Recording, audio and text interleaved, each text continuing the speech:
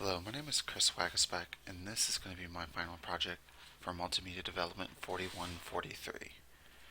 The main point behind this class was to learn all the new different types of multimedia that are actually available out over the internet, whether it be from Facebook or Twitter, a lot of different social media sites as far as how to incorporate it into a learning environment. When dealing with different types of multimedia, of course, the very first thing that we would have to learn, which as described by our first project here, was dealing with copyright and the laws revolved around it. Essentially, what we were tasked with were to go through Creative Commons, which is an open source copyright where you don't have to specifically reach out to each developer to be able to use their rights through the different uses of different symbols and copyright permissions that they allow as far as that goes. So essentially, we were tasked to go through and learn what was Creative Commons and how we can actually incorporate it into everything that we do, as well as all the different breakdowns. Um, Mainly, Creative Commons has different restrictions that allows us to do different things, whether it be to allow us to not make commissions, be able to make changes. Are we able to make changes to it? Are we able to distribute it, use it for just like main like public issues, stuff like as far as that goes. So as you can see, there are a lot of different symbols that mean different things as far as that goes, and the website itself from Creative Commons makes it very easy and simple to go through and be able to utilize all the different features of it, whether you're creating work, whether you're taking it from someone else. Pretty much it's very important to give them credit for it.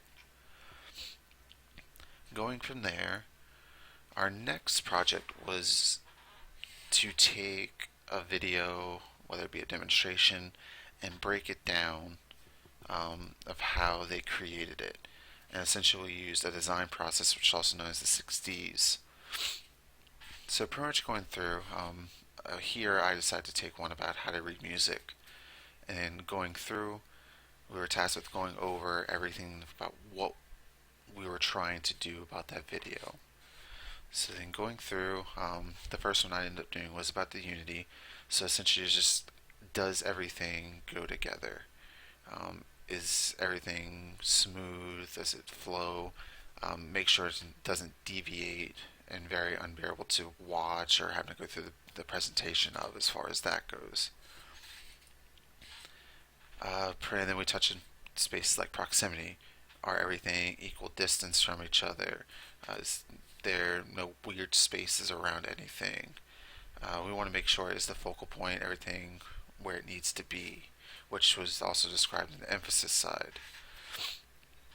I mean, as you can see from the pictures I've exampled, there's nothing extravagant that really takes your eye away from the focal point. Everything's center, everything is very solid colors, and that also gets touched here in the contrast side as far as that goes, because you can see what they're trying to talk about. They make sure that it is the focal point, it's not too overly done, and you can kind of see how everything just kind of blends together, so that way it's mainly readable and not too distracting to viewers of all ages. And then going into that, our next project was to create a logo. Essentially, to create this logo, we used the 5 I's, which were essentially, as described here: identify, inspire, interpolate, imagine, inspect. The reason behind this was to give us a better insight on how to be more creative, how to use our end goals to help define what we wanted. So essentially, as you can see here, I decided to make a logo about myself, about the things I love, whether it be music, computers, and my want to fly. And you can also see that, and I decided to find a quote to incorporate into this, which I find to be most relevant to the things that I like, which would be music. So pretty much going through here, like I said, it's nice to be able to know how to properly create something with some end goal. So going from there, our third project was actually to create a poster doing a picture that we've taken. Going through here, I decided to take one of my bike when I was out riding and incorporate a nice quote that can go along with that.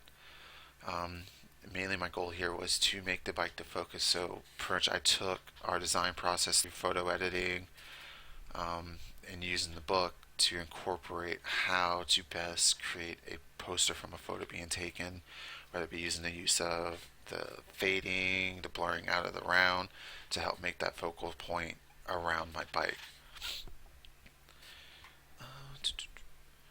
So all in all, I think this class is very eye-opening for me, being that I do work in a technology field where I do have to work with others to help teach them more about the different technology sides.